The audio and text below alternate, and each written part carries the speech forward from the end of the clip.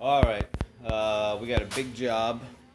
We got this Jacobsen HR 5111 with a broken rear axle.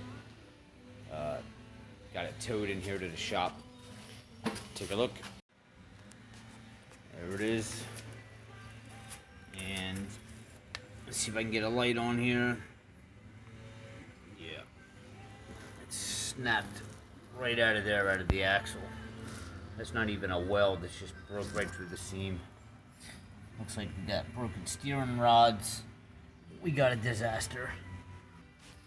Alright, I'm not even sure where to start with this right now as far as the introduction, because I don't know what exactly we're going to be fixing. I do know we're putting a new axle on it. I got to try to get it up in the air and see what else is wrong with it. Alright, let's dig into it. There's a lot of work to be done on the machine, so I'm not going to film taking off every single bolt, but I will film the process on the stuff that needs to be removed, just to speed things up. And you know, a job like this, it would just take forever if I was filming, and I really need to get this machine done and out. So I got it up in the air, and the first thing I want to do is get these wheels off. I got both of the wheels off, and we're on the side where the damage was, and now you can see exactly what happened here.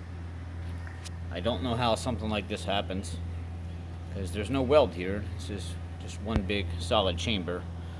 If I had to guess, the prior mechanic maybe had dropped this off the lift or something, and it split a little bit and maybe just started cracking more and more and more over time. Or it could just be a result of not greasing. You know, maybe they weren't greasing. I don't know. Also, looks like this lift cylinder here had snapped off. You can see where it broke from here.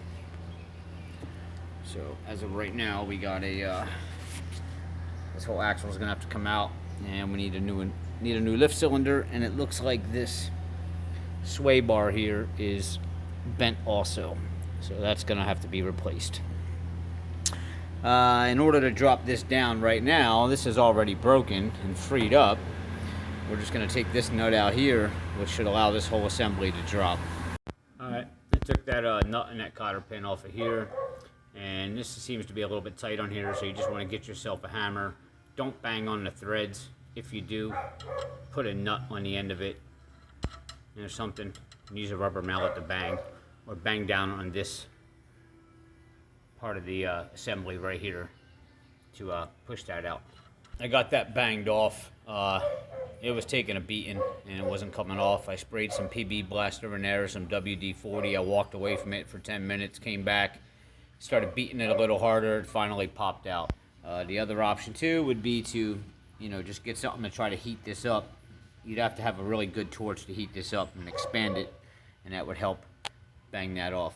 Alright, but we do have that side down on the ground now. We're going to go ahead and take the sway bar off the other side. I don't need to film it because it's going to be the same process as this side.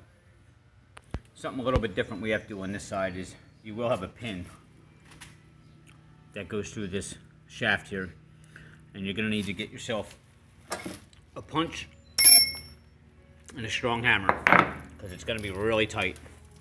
I'm just going to put a punch up there, and you're gonna pretty much beat this thing. Try to push that pin out and just make sure you got something underneath to support this so it doesn't come down on your leg or whatever. I got the pin banged out. This did slide down, and I went ahead and popped my sway bar up there. So if I were to lower the jack now, this whole assembly will fall to the ground. The sway bar went flying over there somewhere because I was hitting it out.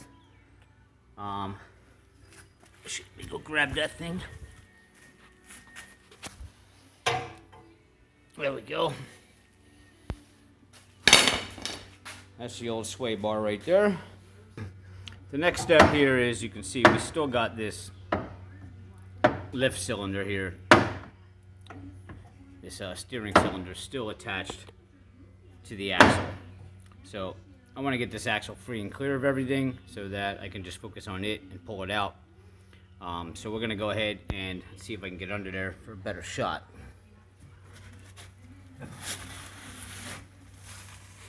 Alright, you can see the nut there with another cotter pin. We got to remove that to get that cylinder out. All right, I got that castle nut off of there, got the cotter pin out, and this is actually pretty loose. Doesn't look like I'm gonna have to beat it out at all. So I'm gonna go around to the other side, and I left those hydraulic lines still plugged in. I don't want to pull them off until I have to, because I know I'm not gonna get back to this today probably, and I don't want fluid or anything leaking on the floors overnight. Let me go around to the other side and pull that, well, there we go. Go around and pull that out. Alright. Alright. And there is our steering cylinder. Now, our axle is completely free of everything. So we are going to start by removing. There's a big cotter pin in here, and this is a big giant castle nut. I'm not sure of the size yet, but I will let you know. I was able to get that cotter pin out of there. I had to get a screwdriver and kind of pry a little bit on the side that had the closed end, the hoop. And then I got a punch. And I put a punch on there and pretty much just hammered it from this side and kept pushing it out and prying on it with the screwdriver. Finally gave. This nut actually looks loose, so I think I can just get a pair of pliers. I got a big set of pliers here, and let me see if I can get that off, but I need two hands. Alright, we got that castle nut off of there. Took a while with the pliers, but turns out I did not have a socket that big. Alright, so last thing we gotta do to get this axle out now is you're gonna have a 9/16 bolt right there. And there's gonna be one on the other side. You're gonna need a hold back. So you're gonna need two 9/16. But once you take this nut off, pretty much, this assembly will slide out. There's actually a shaft that runs through here, and that's where the castle nut was. So when you slide that out, that will allow this to fall down, and then we should be able to pull it out one of these sides. All right, the 9/16 bolt is out. Now we are going to, with a rubber mallet, do not use a steel hammer on this. With a rubber mallet, we are going to tap that shaft, start pushing this out back here, and then we'll probably need to get a screwdriver to help it along, maybe. I don't know. Not sure how tight it's going to be, but I'm going to start tapping it with a rubber mallet. And you want to be careful, because if that does come right out, this shaft is going to drop down and probably slide down into your face. So be very careful. Have something to support your shaft here. I'm going to keep one hand on it while I use the other hand with the rubber mallet. So I was able to tap it pretty good of the way in, and it went pretty easy. And now you can see some of this is sticking out. So I'm going to get some type of pry bar. I'm going to get in here and pry that the rest of the way out. I slid it out of there, and sure enough, like I said, it came tumbling down. And that's about where my face would have been. So make sure you secure that bar before you go beating that pin out, or make sure you're not underneath of it. Alright, I'm going to go ahead and pull that bar out of there now. Axle's out, and that's what it looks like. I'll show you again the damage that we had there. This axle here, you'll probably spend about close to $900 if you were to order this through Lawn and Golf. And we got this one off of eBay. Luckily, there was a parts machine for $250, so we saved quite a bit of money there. Alright, so I started sliding the new shaft in. It barely fit, and it's very hard with one person because this sucker is heavy. But you have this gap here where the muffler is, and it took a lot of muscle and twisting and turning to get this, because I left the wheel motor bracket on. But if I ever do one of these again, there's 3 bolts on top of this to remove this bracket and remove this nut from the sway bar and take them off to slide it right through. But I didn't want to go through all that. I was being lazy, so I left the brackets on. But I'm still gonna have to take them off of the old ones. All right, well, shaft's going in. We're gonna repeat the process backwards, bolting this back up.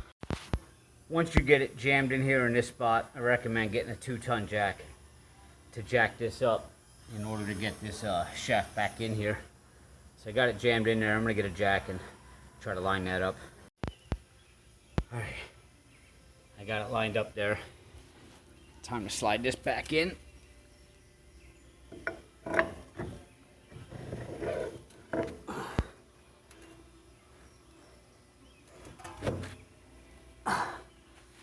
All right, getting a little resistance there, so I'm gonna get the rubber mallet and tap lightly on here.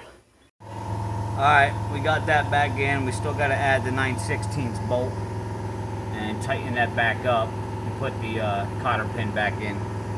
But that's gonna be the end of my day today. It's time to wrap it up, and I'll finish up putting it back together tomorrow. So if you need help putting it back together, watch part 2 of the video. If you just needed help getting it out and you feel comfortable putting it all back in now, then congratulations. Hopefully this video helped. Please hit subscribe below, give me a like, guys, and I'll see you next time.